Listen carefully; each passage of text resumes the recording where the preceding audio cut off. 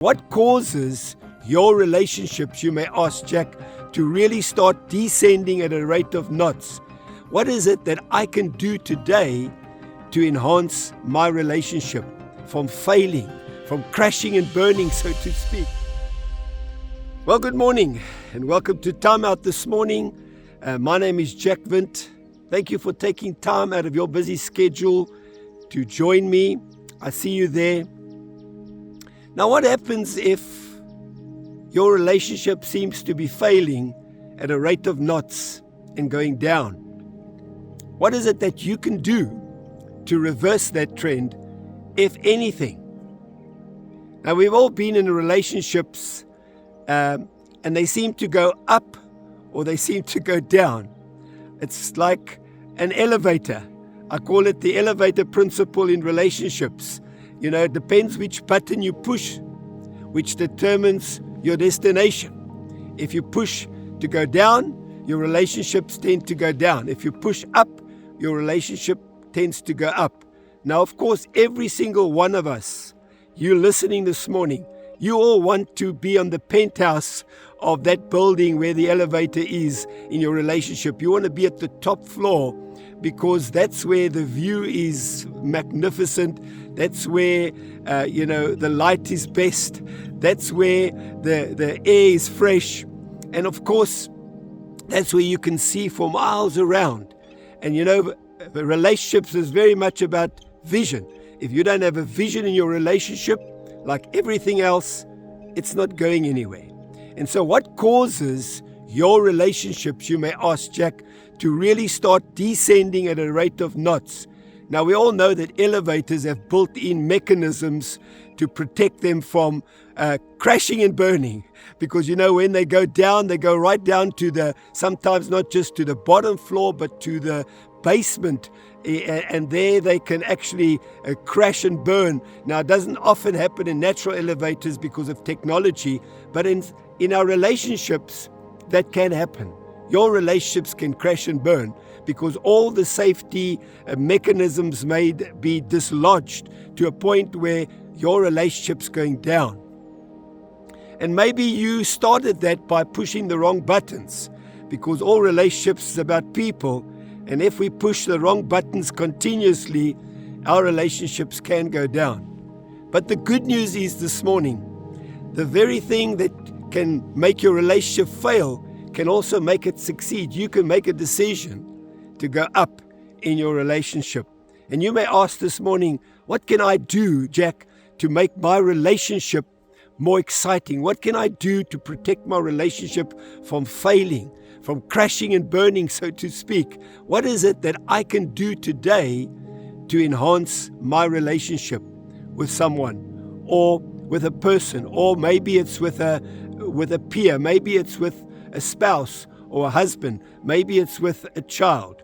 Whatever that relationship is, all relationships, I've always said, are driven by needs. And if you can understand people's needs and you can meet people's needs, you are a great relationship person. And I would like to think that we all, including you listening this morning, have the potential to be a great relationship person. And say to yourself, I want to be a great relationship person because I want to understand how to meet the needs of people that I'm in a relationship with. And so the elevator principle comes in to say to yourself, do I want to go down in this relationship, or do I want to go right to the top where it's the best relationship I can have? And so let me share with you, maybe this morning you're in a failed relationship. Maybe you're busy going down. Maybe you feel this morning that the safety mechanisms are failing and you really can sense that the basement is coming up at a rate of knots and your relationship's going to crash and burn. Now, there is something you can do. Not just to pray, because that's not a bad thing, but there's something you can do in your relationship this morning that can turn it around. And so let me share with you perhaps just 2 or 3 key things that keep relationships from going down and enhance relationships and cause them to go up to the top floor. And the one thing that I can encourage you to do is communication. Without communication, there cannot be a relationship.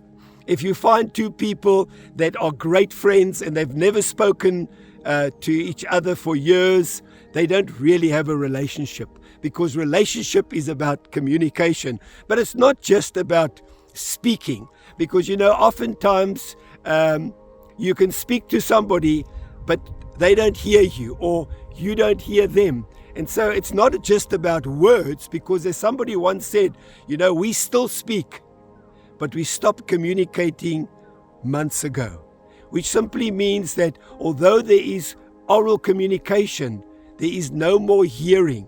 Because you see, communication is not just about words, although words are also important.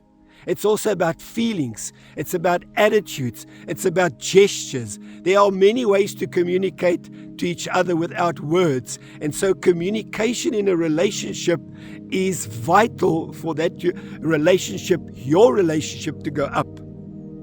That elevator to go up to the next floor, to the next level. So if you want to take your relationship to the next level, you have to push the button of communication and keep pushing it, and ask yourself, am I meeting the need of that person by communicating in a way that's meeting their needs? And is it also sometimes that I'm using methods outside of words? Because you see, people can say to each other, I love you, or I care for you, or I like you, or whatever gesture sounds great.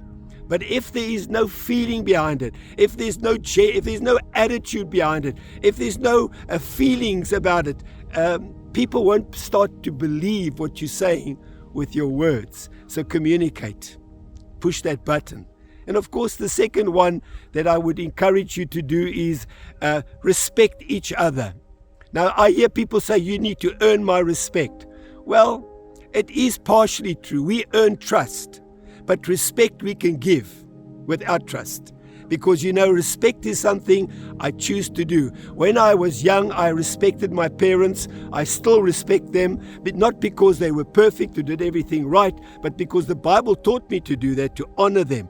I respect people to honor them, not because they are doing right things. I choose to do that. It's something I give. But the strange things happen when you give respect. You also receive respect. And I guess that's a way of earning respect, is by giving it. I also receive respect. If you take respect out of your relationship with someone, doesn't matter how close they are, it will start to fail. It will go down. And of course, anything that goes down fast enough, and if the safety mechanisms are off in an elevator of relationship, it can crash and burn. Make sure that a lack of respect for somebody that you're in a relationship with, whether it's a spouse, a husband, a friend, a colleague, doesn't cause your relationship to crash and burn.